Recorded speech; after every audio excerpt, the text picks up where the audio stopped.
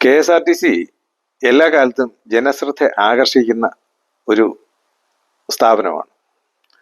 KSRTCയുടെ ബസ്സുകൾ യഥാസമയത്ത് ഓടിയില്ലെങ്കിലോ ഏതെങ്കിലും ഡ്രൈവറും കണ്ടക്ടറും ഒരു ബസ് നിർത്താതെ പോയാലോ അത് അപ്പോൾ തന്നെ ഒരു പത്രവാർത്തയാകുകയും ഒരു ഗുരുതരമായ പ്രശ്നമായിട്ട് വരികയും ചെയ്യും.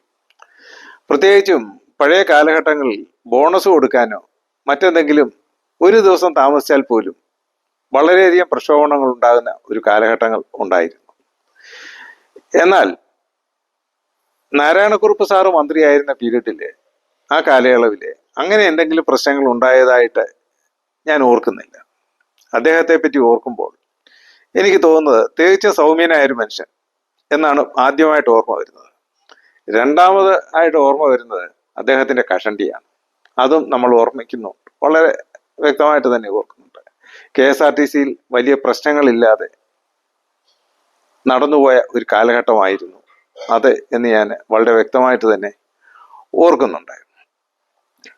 അദ്ദേഹത്തിന്റെ വ്യക്തിത്വം ഒരു കോളേജ് അധ്യാപകൻ ഉണ്ടായിരിക്കേണ്ട എല്ലാ സൗമ്യതകളും അദ്ദേഹത്തിനുണ്ടായിരുന്നു.